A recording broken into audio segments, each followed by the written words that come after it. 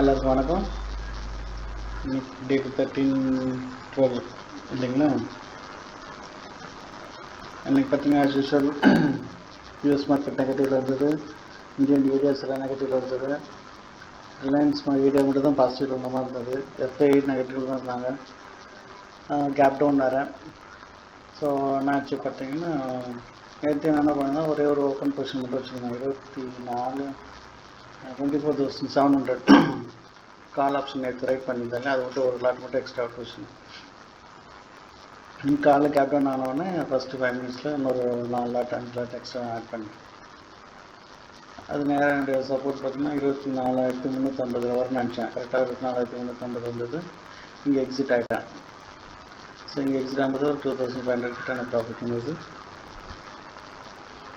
மறுபடியும் break out ஆகி உடச்சி வந்து பார்த்தீங்கன்னா, இந்த இடத்துல நான் என்ன நினச்சேன், இந்த S4 உடச்சோடனே மறுபடியும் கீழே வரும்னு நினச்சி இந்த இடத்துல ரைட் பண்ணேன். நீங்கள் பண்ணியிருக்கக்கூடாது. இங்கே ரைட் பண்ணோன்னே எனக்கு சப்போர்ட் ஆகி இந்த இடத்துல எனக்கு ஸ்டாப் லாஸ் ஹிட் ஆகிடுச்சு. ஆஸ் யூஸ்வல் என்னுடைய நீங்கள் பார்த்தீங்கன்னு வச்சுக்கோங்களேன், இப்போ நான் இந்த இடத்துல செல் பண்ணுறேங்க, என்னுடைய ஸ்டாப் லாஸ் வந்து இங்கே வைக்கிறேன். ஸோ இது வந்து மேஜர் இந்த ஏரியா ஃபுல்லாகவே ஒரு பயங்கரமான ரெசிஸ்டன்ஸ் ஆக்டிவேட் ஆகுது இப்போதைக்கு. அப்போது இங்கே ரிஜெக்ட் ஆகி இங்கே வரும்போது என்னுடைய கால் ஆப்ஷன் வந்து ரிட்டர்ன், கால் ஆப்ஷன் வந்து எக்ஸிட் ஆகிடுது. நான் ஹெட்ஜுக்கு வச்சுருந்தேன் பார்த்தீங்கன்னா, ஒரு 200 பாயிண்ட் தள்ளி வச்சுருந்தேன் ஹெட்ஜு பாயிண்ட்டு. இது எவ்வளோ தூரம் இது பண்ணுங்க, ஏன்னா இங்கே ஃபுல்லாகவே ஸ்டாப் லாஸ் ஆட்டு. இங்கே செல் பண்ணவங்க எல்லாமே இங்கே ஸ்டாப் லாஸ் வச்சுருப்பாங்க. ஸோ ப்ளஸ் ஃப்ரெஷ் பையர்ஸ் எல்லாம் உள்ளே வர ஆட்டோமேட்டிக்காக நல்லா பல்காக ஆகிடுச்சுங்களா. ஸோ எனக்கு இந்த ஹெட்ஜுக்கு வச்சுருந்த பொசிஷனை நல்லா ப்ராஃபிட் கொடுத்தது அப்படி வரையும்.